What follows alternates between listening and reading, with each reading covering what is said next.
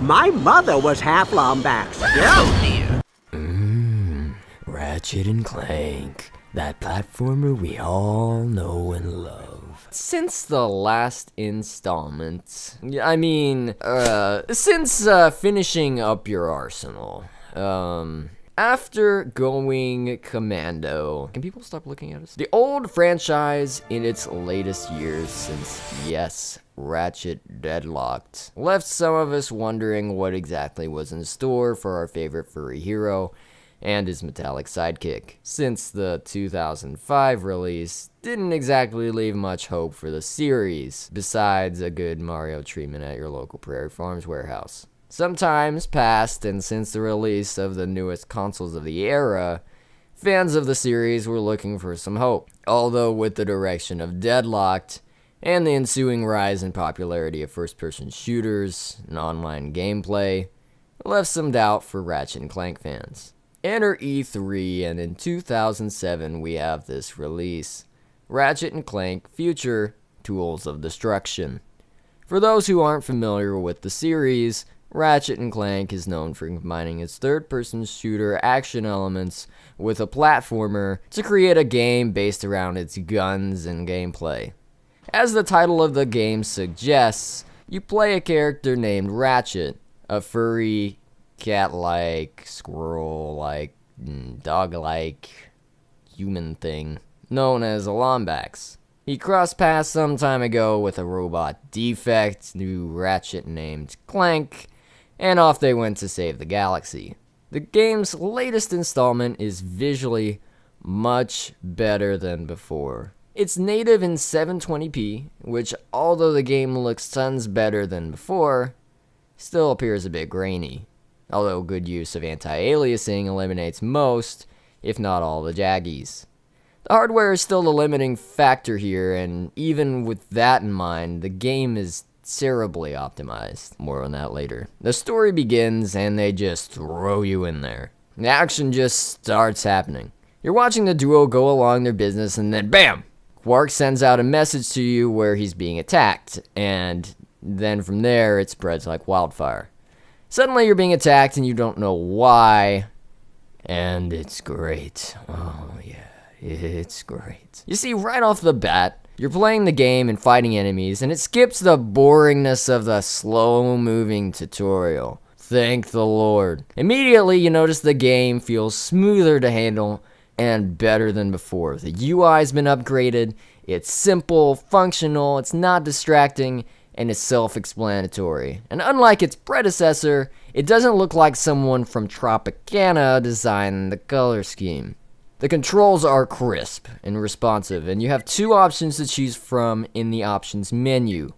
The default third-person view, and an alternate lock strafe, which, by the way, it's the way to go. Lock strafe gives you better control over your aiming and camera controls, and since you spend most of your time locking on enemies with the trigger buttons anyway, you end up playing the third-person view just like the lock strafe would be, except without the more precise aiming, and the terrible camera, and this thing. Plus, lock strafe gives you the ability to zoom with the triggers, which, while it isn't very useful in practice, looks cool sometimes and is pretty satisfying when done right. Oh, I'm an NFL quarterback nailing a 20-yard strike down the seam. Outside of that, the control options are limited, and there's no way to change your look speed, sensitivity, no button remapping, or anything of that sort, but you can invert the X and Y axis if you so choose. Except in the spaceship, it's right there, why won't it? Ugh! The menus are pretty cool if you're interested in learning more about the weapons and gadgets, which there are tons of. The classic swing shot is back, and it's easier than ever to use. By simply jumping towards the target, the game will automatically equip the gadget, and it can be instantly used, and it's much faster than in Deadlocked. It still can feel clunky, however, and a few bullets can go flying their ways before the swing shot actually deploys. Oh, and the weapons. Oh, man. What separates Ratchet and Clank from your standard platformer or shooter is the choices in the combat. Each weapon gives you a meaningful choice on how you want to play the game, or for the current given situation. Sure, some of the weapons feel pointless. I'm looking at you, melee weapons. But for the most part, each weapon feels useful. There's even a gelatinous cube maker that doesn't eat you alive. How about that? And yes, as you use them, you gain experience, and eventually are rewarded with a weapon upgrade that happens automatically. And weapons can later be upgraded by purchasing augmentations at your local gun dispenser shop guy, which allows you to buy more weapons. Oh, combat is so easy to learn. And the game does actually a great job in its design and letting you know which enemies are stronger or weaker depending on their designs. Now, the enemies are simple to read and a bit too easy to fight, but they offer clear, concise information on what they do and their relative power levels. Simply speaking, you don't need an 8-page manual on how to fight against enemies. The level designs are pretty good all around, and visually, they're much more improved than years before. Ratchet's been tweaked and has way more cat-like features than from previous installments. From his face to his overall posture, proportions, and animations, it's the best he's ever looked. The worlds are beautiful, and the art style still stays true to Ratchet and Clank's gadget-inspired scenery. We also have these interesting creatures, and the enemies all seem pretty unique from one another. The worlds all seem more alive, but still feel somewhat artificial and remind you that yes, you're playing a video game. No one actually lives here! No one actually lives here. And the planets, although beautiful, can feel like... Wait, what was that? Were we just on that green planet? Wait, what was that? Were we just on that green planet?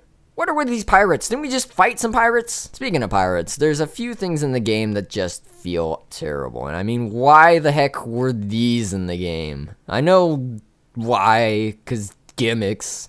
And we all gotta one-up Nintendo Wii here, folks, so you can move the controller. The 6-axis controls are awful to use and remind me that I probably look pretty ridiculous right now. And it just pulls me out of the world that I was just immersed in, realize that once again I'm playing a video game. The pirate jig is a waste and should be eliminated. Halo jumping is a chore, and then there's the decryptor. My god, this thing. The decryptor makes absolutely no sense. It's just a cop-out excuse to use this tilting controller thing. It feels bad, it doesn't even make sense. Electricity doesn't flow that way. I thought Ratchet and Clank had decent grasps on engineering and mechanics. Why is it doing that? There's also bonus bolt boxes that make you feel cheated every time because you can't make the best use of them. You always miss that one bolt. The explosive boxes are a pain to use if you're colorblind and the sound is turned down because you know it's 2 a.m. and everyone's asleep. And if you save at the end of the level and load from the save point, you have to start back from the beginning of the level. And there are other things too. And while the game does a good job combat-wise, there's just some things that slow the pacing down. And I'm not even talking about gameplay gimmicks. The game is just riddled with tech issues. Even in low enemy environments, there are frame rate drops. The voices become overlaid on top of one another. Cutscene voices will just skip or just go plain out of sync. And there's glitches galore. Cutscenes will glitch out. You can't rewatch them because reasons. And some enemies just have bad hitboxes late in the game. Ship aiming doesn't change no matter what the setting. Inverted, regular, it doesn't matter. You're gonna aim the same way no matter what. My PS3 even just locked down at one point. It just gave up, lost its will to live. And there's an RPG element in the game where you ask questions. You know, hey, that's cool. But you can't go back and reread any of the information you got once they're read. And since the game glitches, I mean, heck, there's even a glitch during a Halo jump that makes you fall like normal instead of floating. And you can't complete the level due to the missiles homing in on your ass once you finally do land. They're not supposed to do that. But hey, it's not all that bad. The game's story actually moves at an okay pace. The story gives you clues and hints and it draws you forward, but it doesn't ever let you know exactly what's happening. The story feels somewhat of an enigma, and that's a good thing because you want to learn more. You want to know what's happening, why you're here, what's to come next. It's actually a breath of fresh air since Ratchet and Clank isn't really known for fleshing out its characters or its universe. It turns out that a small creature called a Kragmite is trying to kill Ratchet because he's a Lombax, and he's risen up an army to do so to bring his race back to superiority.